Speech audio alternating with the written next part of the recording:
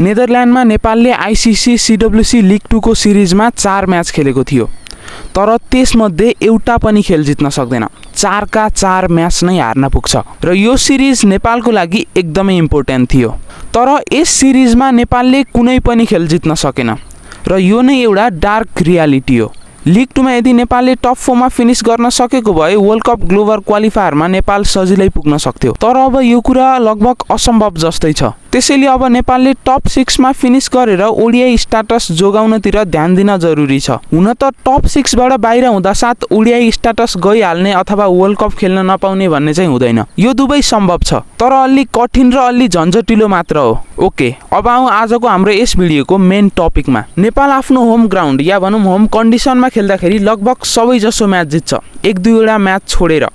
तर नेपाल यदि आफ्नो होम ग्राउन्ड टियुबाट बाहिर निस्किँदा साथ, होम कन्डिसनबाट बाहिर निस्किँदा साथ नेपाल होइन मङ्गोलिया बन्छ यार। एक्जाम्पलको लागि अहिले भर्खरै भएको यो नेदरल्यान्डवाला सिरिज 4 म्याच खेलेको थियो, 2 म्याच नेदरल्यान्डसँग, 2 म्याच नामिबियासँग, तर 4 का 4 म्याच नै हार्न पुग्यो। नेदरल्यान्डमा नेपालको पहिलो म्याच भएको थियो नामिबियासँग जुलाई 21 मा।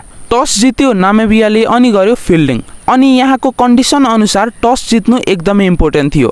टस जित्न साथ लगभग आधा खेल त यत्तिकै जितिन्थ्यो। बाँकी गेमको कुरा गर्दाखेरि यो 50 ओभरको गेममा नेपालले 50 ओभर ब्याटिङ गर्नै सकेन। नेपाल अल आउट भयो 46.5 ओभरमा 157 रन बनाएर, जुन यो ग्राउन्डको लोएस्ट टोटल थियो।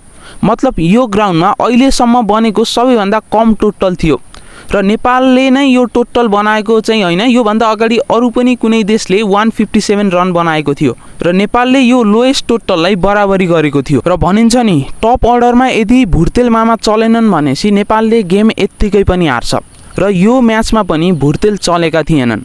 2 बलमा 2 रन बनाएर आउट भएका थिए।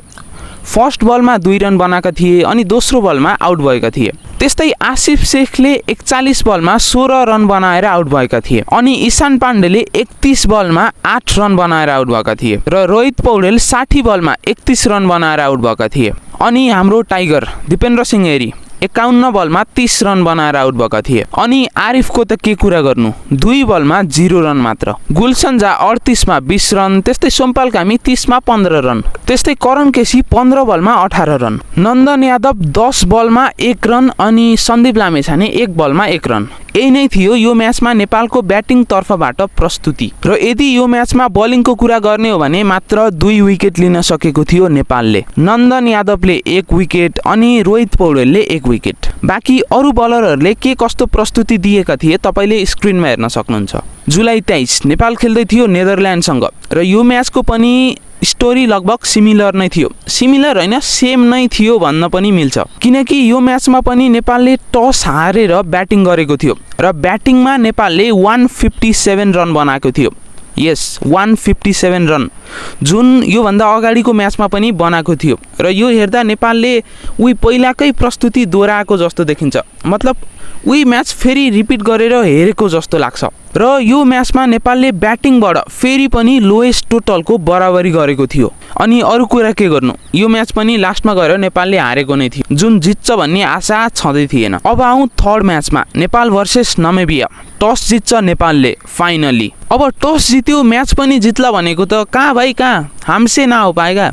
बाँकी यो म्याचमा नेपालले 212 रनको टार्गेट पाएको थियो र लास्टमा गएर यो म्याच पनि हार्न पुग्यो एज युजुअल। तर अचम्मको कुरा के छ भन्दाखेरि नेपालले यो म्याचमा 50 ओभर पुरै खेलेको थियो, त्यो पनि 6 विकेट मात्र गुमाएको थियो लास्टसम्म पुग्दाखेरि।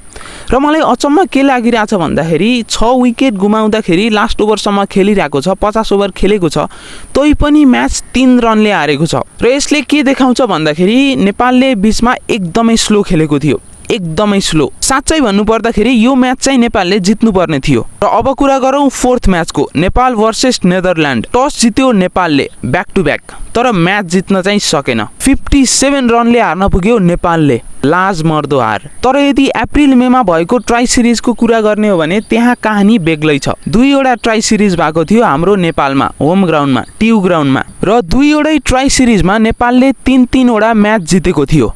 भाइ नेपाल एले पेल्देको थियो लिग 2 को टपको 2टा टिमलाई होम ग्राउन्डमा। यो छ हाम्रो होम ग्राउन्डको पावर।